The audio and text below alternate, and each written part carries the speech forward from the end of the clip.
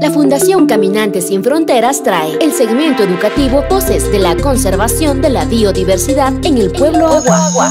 La pava de Orton y el águila andina son guardianas del bosque. Ambas están en peligro. Si desaparecen, el equilibrio se rompe. Cuidemos su hogar. Cuidemos nuestra tierra. Es un mensaje de Voces de la Conservación con la colaboración de la Federación de Centros Agua del Ecuador, el apoyo del Fondo de Alianzas para los Ecosistemas Críticos y Fundación Futuro Latinoamericano.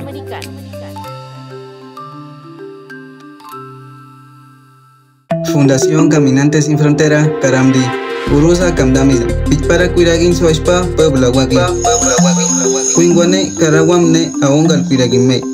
Pasaska Shiamdi, Karane, Aungal Tañiguali, Kara, Kawaran Pancha, Kuiragia Shimpaña Yel, Kuiragia Shinyausu, Anema Sakainami, Pichpara Kuiragin, Yan Wendu, Fecaigasa, Kara, que Wendu Fondo de Alianzas para los Ecosistemas Críticos, Kara, Fundación Futuro Latinoamericano.